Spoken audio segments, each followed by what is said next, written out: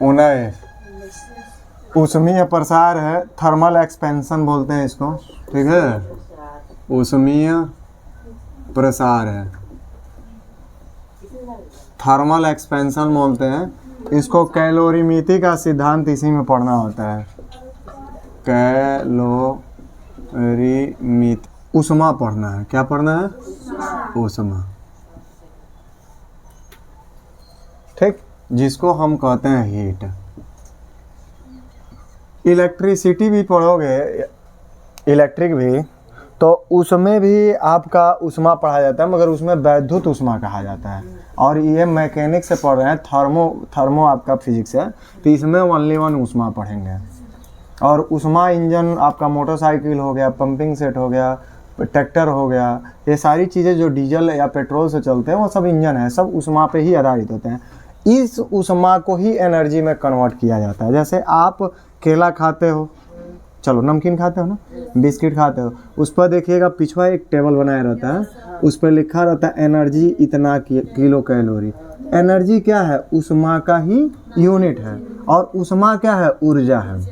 आप देखो तो उसमें इंजन के अंदर पेट्रोल जाता है, वो जलता है, देखिएगा धुआं फेंकता है, अंदर हीटिंग होती है, बहुत तेज़ी से फायर होता है, वो ऊष्मा को हम यांत्रिक ऊर्जा में बदलते हैं। इसका मतलब ऊष्मा ही एनर्जी है। हमारा शरीर गर्म है ना, किसके कारण है, जो भोजन खाए हैं उसके कारण, क्योंकि भोजन में जो एनर्जी है उस एनर्जी को हम ऊष्मा के रूप में इकट्ठा करते हैं, ऑब्जर्व करते हैं, इसलिए हम लोग का शरीर गर्म है। अगर रात के समय खाना ना खाओ, सुबह ठंडा हो जाएगा, और सुबह ना खाओ, दिन भर में जाते जाते आपका पूरा बॉडी एकदम पानी जैसे ठंडा हो जाएगा, क्योंकि दिमाग में एकदम रहे ऊष्मा ही ऊर्जा होती है।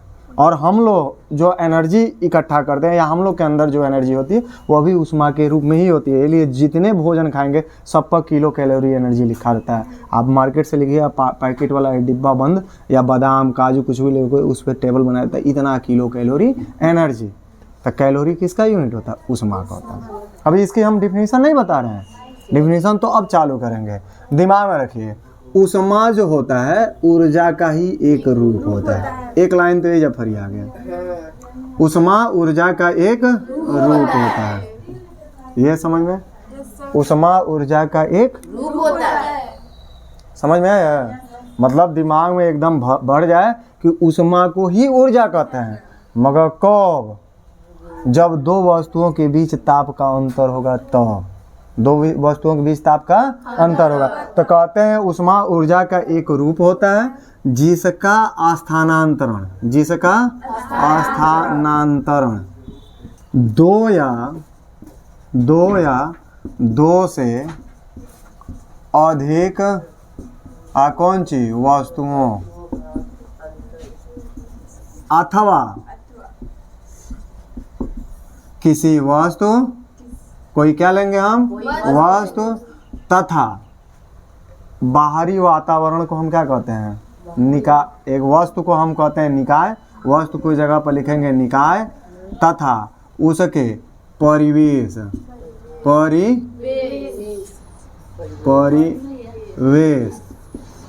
के बीच ताप के, किसके, अंतर के कारण होता है, ताप के अंतर के कारण होता है। मतलब याद रखो भाई, ऊष्मा ऊर्जा है, और इसी ऊर्जा को कब ऊष्मा कहेंगे, जब वही एनर्जी, मान लीजिए एक वस्तु आपका A है और एक वस्तु आपका B है के ज़्यादा अगर एनर्जी, इसके पास एनर्जी है, और वह एनर्जी अगर इसका टेम्परेचर मान लीजिए 100 डिग्री है और इसका 50 डिग्री सेल्सियस है, और यहाँ से एनर्जी ताप के अंतर के कारण इसमें चला गया, मान लीजिए 100 है तो कभी भी देगा इसी को, क्योंकि ठंड उच्च ताप से निम्न ताप की तरफ ट्रांसफ़र होता है, तो मान लीजिए इसको देगा, तो जब देगा क्योंकि कम टेम्परेचर है तो एनर्जी यहाँ से जाना चालू हुआ, तो जो एनर्जी आपका ट्रांसफ़र हुआ है वही एनर्जी क्या कहलाएगा, हीट कहलाएगा।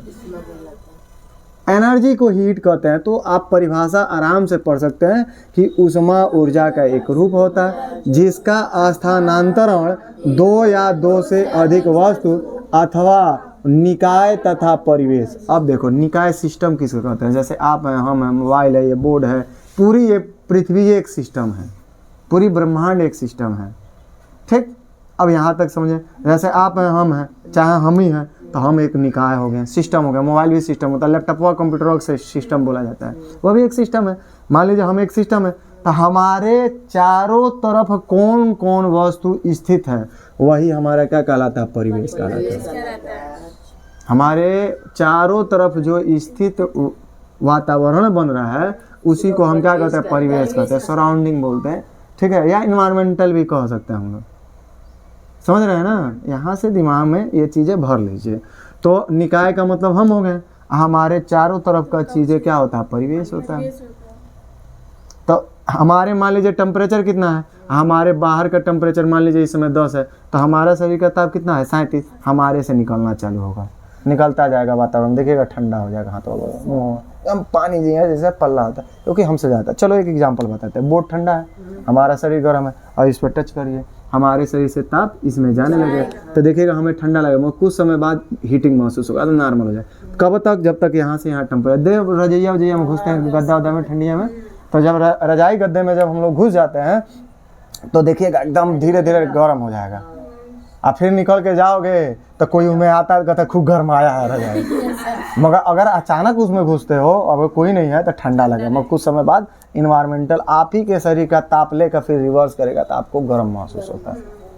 ऊनी, इसलिए हम लोग गद्दा रजाई ऊनी यूज करते हैं। ऊनी क्या करता है, सोख के फिर ट्रांसफ़र करेगा, ठीक है, उत्सर्जित करना चालू कर देता है। तो यहाँ से ये चीज़ें हो जाती है। खूब बढ़िया अस्थाई से पढ़िए कि ऊर्जा, उष्मा ऊर्जा का ही एक, जिसका स्थानांतरण कोगो, 2 या 2 से अधिक वस्तु, मान लो एक ये है, इसके बीच ताप के अंतर के कारण होता है, अथवा करके ये जोड़ सकते हैं, निकाय और परिवेश के बीच ताप के अंतर के कारण होता है। तो ताप के अंतर के कारण क्या होगा, स्थानांतरित होगा, और कौन चीज स्थानांतरित होगा, तो ऊर्जा होगा। तो इसी ऊर्जा को हम उष्मा कहेंगे। अगर आपसे पूछी जाए उष्मा किसे कहते हैं, तो नॉर्मल तौर से परिभाषा बताएंगे कि उष्मा ऊर्जा का ही एक रूप होता है, जिसका स्थानांतरण का मतलब इंग्लिश शब्द कहते हैं ट्रांसफर करना, मतलब ट्रांसफर मतलब हिजा से उठा कर वहाँ रखना। तो एक वस्तु से दूसरे वस्तु में अथवा निकाय और परिवेश के बीच ताप के अंतर के कारण होता है लाजवाब है कि नहीं है? याद कर लोगे ना, बिना लिखे याद करना है, नहीं ये नहीं कि हम लिख लेंगे तब याद करेंगे, ऐसे वैसे नहीं। हमारी जब भी टॉपिक का पढ़ाई होगी, बिना लिखे पहले याद करिए, फिर आप लिखिए, फिर हमको अपना रिजल्ट दिखाइए, ठीक है। एक बार और चलते हैं, कहेंगे उष्मा किसे कहते हैं, तो कहेंगे उष्मा ऊर्जा का एक रूप होता है, जिसका स्थानांतरण 2 या 2 से अधिक वस्तुओं अथवा निकाय तथा परिवेश के बीच ताप के अंतर के कारण होता है। परिभाषा याद हो जाएंगे, ठीक है, हो जाएंगे। एक बार और समझा दें, उष्मा ऊर्जा का रूप माने उष्मा ऊर्जा ही है, मगर कब ऊर्जा को ही उष्मा कहेंगे, जब उसका स्थानांतरण मतलब ट्रांसफर 2 वस्तु या 2 से अधिक वस्तु के बीच ताप के अंतर के कारण हो, अथवा कोई निकाय और परिवेश हो उसके बीच ताप के अंतर के कारण हो। हाँ, नहीं भी लिखोगे, डायरेक्ट लिख लो कि उष्मा ऊर्जा का रूप है जिसका स्थानांतरण 2 या 2 से अधिक वस्तुओं के बीच ताप के अंतर के कारण होता है, ताप के अंतर का। नहीं तो इसको भी जोड़ लो कि उष्मा ऊर्जा का रूप है जिसका स्थानांतरण 2 या 2 से अधिक वस्तुओं अथवा वो निकाय तथा परिवेश के बीच ताप के अंतर के कारण। अब निकाय भी हमने कहा, वस्तु को ही निकाय कहा जाता है, जैसे हम, आप, पंखा, ये पूरी घर, पूरी ये गाँव, पूरी ये पृथ्वी एक सिस्टम है। इसके बाहर जो हवा वगैरह है वो उसका परिवेश है, गैसीय जो वातावरण बनेगा वो परिवेश है। समझ में आए? चलो सुनाना चालू करो। ताप क्या है? अब हमको टेम्परेचर के बारे में जानना है। जैसे हम लोग का शरीर गर्म होता है, ठीक है, या ये छू रहे हैं तो ठंडा लग रहा है, ठीक। तो मान लीजिए हम अपना सिर छुए तो सिर गर्म है, और इसके छुए तो क्या है, ठंडा है। तो गर्म और ठंडे को ही हम क्या कहते हैं, माने कोई वस्तु है और उस वस्तु का ठंडेपन या गर्माहट की माप ही क्या कहलाती है, ताप कहलाती है। माने ताप से हमें ये पता चलता है कि कोई वस्तु गर्म है कि ठंडा है, ठीक।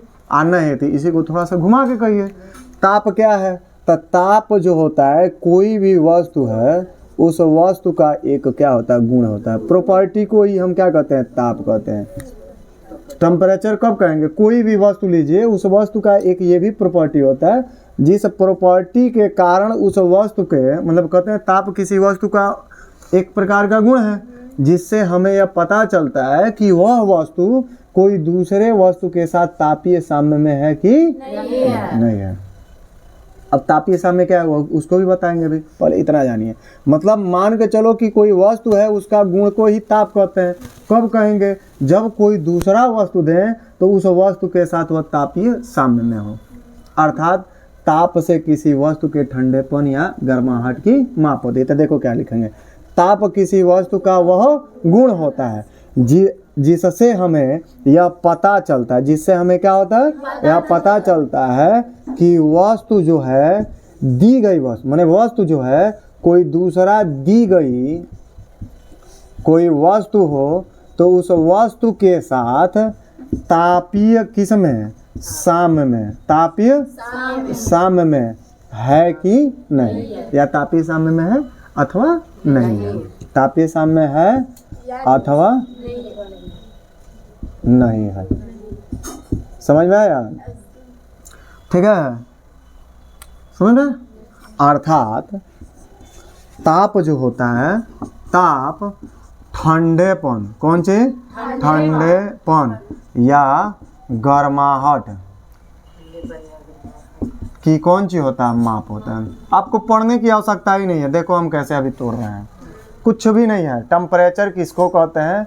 नॉर्मल से। अभी इसको भी हमको समझाना है तापीय साम्य क्या है, एक बार याद दिला देना बाय द वे, अगर मिस होता है तो, क्योंकि इसका आदम लॉजिक है। एक बार बताएंगे फुर्दे दिमाग में बैठ जाएगा। अभी ताप क्या है तो दिमाग में रखिए, कोई भी वस्तु आप लीजिए उसका गुण होता है। मान लीजिए ये ले, इसका ऐसा गुण देखें जिससे हमें यह पता चले कि यह एक वस्तु है और ये वस्तु दिया गया तो इसके साथ ये तापीय साम्य में है कि नहीं है। अर्थात हमें ये भी इससे पता करते हैं कि ये ठंडा है कि गर्म। ताप से हमें यही पता चलता है कि ठंडा है कि गर्म है। अब तापीय साम्य क्या है? देखो मैंने एक शुरू में ही जब चैप्टर चालू किया तभी बताया। मान लीजिए हमारे शरीर का टेम्परेचर 37 होता है, हमेशा बरकरार रहता है। बोर्ड की टेम्परेचर इन्वायरमेंटल से निर्धारित होता है। मान लीजिए हमारा बाहर का टेम्परेचर हमारा कितना है, 10 है या 15 डिग्री सेल्सियस। हम जैसे टच करेंगे हमारे शरीर से ताप इसमें जाएगा, और कब तक जाएगा? जब तक कि हमारे शरीर का ताप इसके ताप के बराबर ना हो जाए, तब तक जाता ही रहेगा। जैसे आप कपड़े पहनते हो, उन्हीं पहनोगे ठंडा लगेगा, ठंडा जब लगेगा कुछ समय बाद नॉर्मल हो जाएगा। कैसे हो जाता है? क्योंकि हमारे शरीर से तत्काल वो ऊष्मा सोखता है ऊर्जा के रूप में, और जैसे हमारे शरीर का ताप उसके ताप के बराबर होता है तो नॉर्मल हो जाएगा। इसी को हम क्या कहते हैं? तापीय साम्य। मतलब दिमाग में रखिए कि हमारे, मान लीजिए हमारा 37 है, इसका कम है, जब इसको टच करोगे तो इससे इसमें जाएगा। कब तक जाएगा? जब तक बराबर हो जाए, तो उसी को तापीय साम्य कहते हैं। किलो तरजुई से नहीं हम वजन तोलते हैं, 1 किलो इधर रखे 1 किलो कोई सामान रखता है, एकदम कांटा बराबर हो गया तो हम कहते हैं इक्वल है, उसी को साम्य बोला जाता है। तो तापीय का मतलब है नहीं का ताप बराबर, इधर का भी ताप बराबर, दोनों का टेम्परेचर बराबर हो, तो उसी को हम क्या कहते हैं? तापीय साम्य कहते हैं, बराबर हो। ठीक, तो ताप की परिभाषा आराम से याद कर लेंगे, दिमाग में रहेगा ना। ये नहीं कि ताप का मतलब कुछ और होता है। ताप का मतलब होता है कोई ऑब्जेक्ट है, कोई वस्तु है, उसका प्रॉपर्टी देखते हैं, प्रॉपर्टी को ही ताप कहते हैं। कब? जब कोई वस्तु ले रहे हैं वह दूसरे वस्तु के साथ तापीय साम्य में होगा तो, अथवा नहीं है कि नहीं है, यही बताता है ताप। और देखिए, अर्थात ताप से हम ठंडेपन या गर्माहट की क्या करते हैं? माप करते हैं कि वस्तु ठंडा है कि गर्म। तो एक लाइन में इसकी परिभाषा लिख लेंगे कि ताप किसी वस्तु का वह गुण होता है या गुण है जिससे हमें यह पता चलता है कि वस्तु दी गई किसी अन्य वस्तु के साथ तापीय साम्य में है अथवा नहीं। अर्थात ताप से ठंडेपन या गर्माहट की माप होती है। लाजवाब? अब ऐसे आसान तो हमें नहीं लग रहा है कोई पढ़ा पाएगा।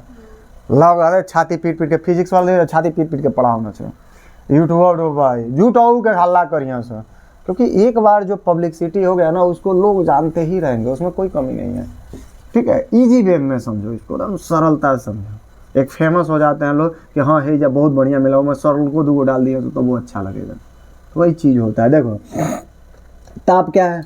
मैंने कहा ताप वस्तु का गुण होता है। उस गुण से हमें क्या पता चलता है कि कोई वस्तु है और कोनो दूसर वस्तु दे रहे हैं तो उसके साथ वो तापीय साम्य में है कि नहीं। तापीय साम्य बताए ना, तापीय साम्य का मतलब होता है कि एक वस्तु का ताप अगर दूसरे वस्तु के संपर्क में आए तो उसके ताप के तब तक बराबर नहीं होगा तब तक कि इसका स्थानांतरण न हो। जैसे उच्च ताप से निम्न ताप की ओर स्थानांतरित होने लगता है, और जैसे दोनों का इक्वल होगा उसी को हम क्या कहेंगे, तापीय साम्य में है। ठीक है, अर्थात ताप से ठंडेपन या गर्माहट की क्या होती है, बस लिख लो, खत्म हुआ, लिखवा देते हैं।